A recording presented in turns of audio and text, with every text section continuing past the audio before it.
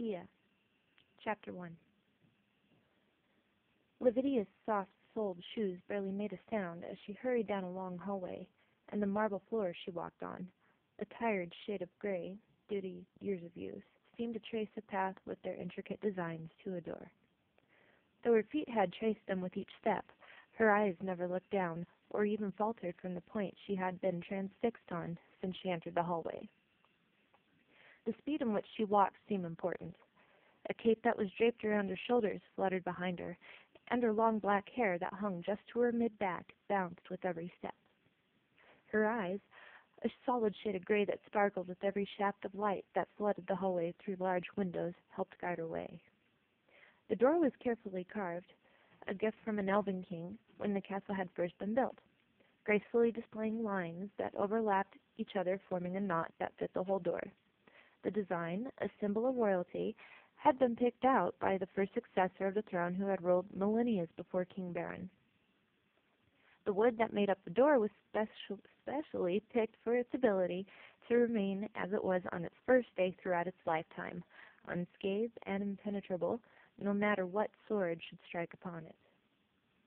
Suits of armor placed along the hallways at every other arch in the ceiling stood unmoving, yet they seemed to catch Lavidia's urgency as she kept her pace to the door. Nobody had been in the armor, as they had been more decoration rather than bodyguards.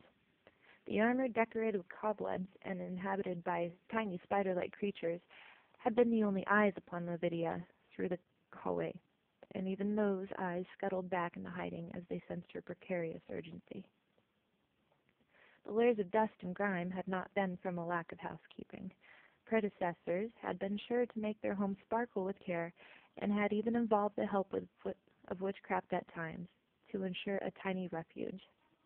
King Baron, on the other hand, much preferred the castle grounds and gardens to flourish and be well nurtured than worry about disturbing any helpless mouse, insect, or tiny visitor that decided to make their home within the castle walls. As it were, Lavidia took no notice of her surroundings, as she had grown accustomed to the lack of attention over the years. Her intentions were greater than worrying about cleanliness at this moment, so the spiders went unseen, the small sparkling trail of dust she'd kicked up went ignored as it pierced the light, floated around, and descended into a new spot on the floor. There was a moment when her steady walk had been interrupted. One of her hands reached across her chest to a strap on her shoulder. The strap was connected to a bag filled with bows and had ridden upon her back, bounding with every step as if it would take flight. She had gripped the strap when it started to slip from her shoulder, as if reminding her weapons of their place. Reaching the door, she didn't bother knocking. Her hands, calloused yet dirty, yet strong and dainty, pressed against the rich wood and shoved until the door swung open. The same marble floor opened up into a wide space, a landing that was shaped like a kidney bean and could provide space for 50 men had it needed to. 3 stairs broke the floor some distance away in front of her, leading up to another landing which held a desk that the old King Baron was sitting at. His head was buried in papers. A quill worked in his hand seemingly on its own, while his features took on one of someone who had been daydreaming. King Baron had favored that room the most, not only for its space, which gave him plenty of room to pace and ponder his next course of action, his dinner menu, or when to throw his next ball, but because it had been a room of knowledge. On either side of him were staircases, large and carved from deep brown, almost black wood. These stairs had gently curved, leading to a second level that wrapped around the room. Here, on the second level, King Baron had kept his books. There were shelves that spanned each wall, from a high vaulted ceiling to the floor, and nary an empty slot was seen, save for one. In this space, a book about the invention of a light bulb had been removed. King Baron had it placed next to his bed, which was in another room just as large, in another part of the castle for some bedtime reading. He did not seem to take any notice of the young woman that had just entered until she cleared her throat. "My lord," she said, kneeling on one knee, and pressed the first 3 fingertips of her right hand to her forehead, their salute when in the presence of a royal being. "I bring grave news." And the news was grave indeed. A messenger from the underworld, a fully cloaked and hooded man with large black eyes and gray skin that appeared rotten and gooey, like it would stick the fingers that grabbed him and stretch with the hand when it pulled away. like perfectly stewed chicken meat from its bone. He had found Lavinia exiting her work and had shown her a rolled parchment. He gripped it tenderly in his bony fingers as he handed it to her with care. He was holding it as if the paper possessed thorns that, if held too tight, would lodge in his hand, forever adorning his menacing frame like a little piece of jewelry. "My master expects this delivered at once to the king." His voice churned from a few dusty vocal cords hidden inside a pale blue ridged throat. His lips, transparent and dry enough to see every vein that lay under his skin, did not seem to move when he spoke, but the directions were clear and straight from him, as if he screamed them in her ear. Lavinia had reached for the parchment as he had pulled it. Lavinia had reached for the parchment, and he had pulled it back out of her grip. Those dry lips cracked further as he smiled coyly. "My master would also ask of you to reconsider his offer." Lavinia let her fingers tarry. They dropped as she looked at the messenger when she had asked, frightened for a moment that he would attempt to attack and drag her if she declined, before her lips developed into a sneer and her eyes flashed with hatred. "You can tell your master that I will personally deliver his message and send me a postcard from hell when he goes there alone." Lavinia had snatched the parchment, turned without any bid of goodbye, and marched straight for the castle. Very good indeed." King's barren voice was never harsh. It had carried warmth that not everyone in the underworld had. It matched his face, that when he raised, looked almost boyish, though the man had been well over 1,000 years old and just entering middle age.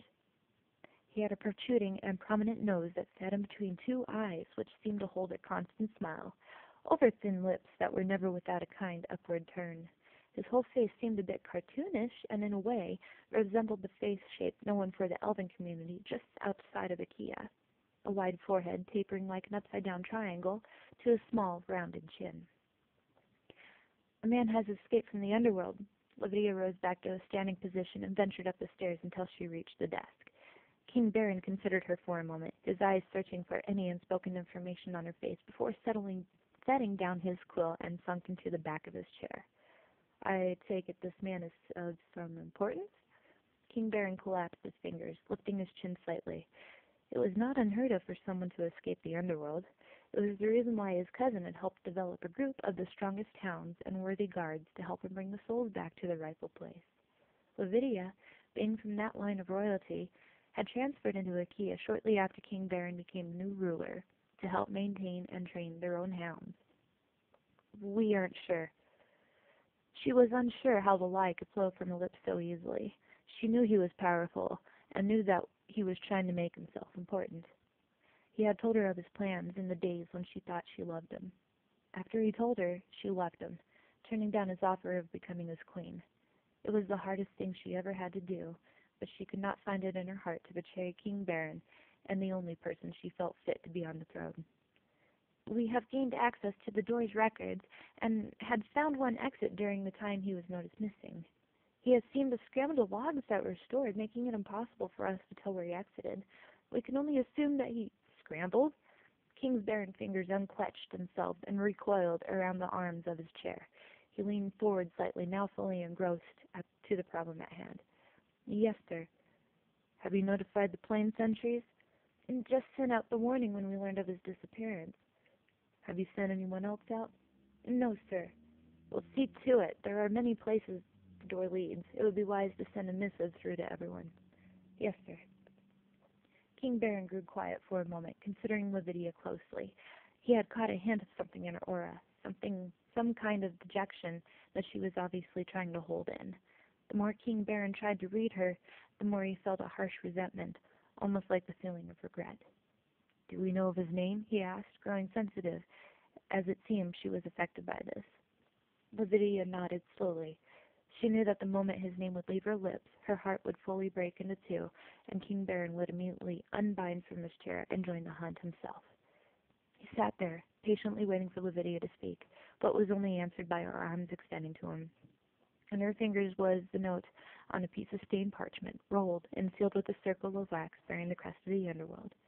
King Baron took it, slowly and almost worriedly break apart the seal, then unrolled the paper. Lavinia continued standing at the edge of the desk, not daring to raise up on tiptoe to steal a glimpse. She had known what was in that parchment.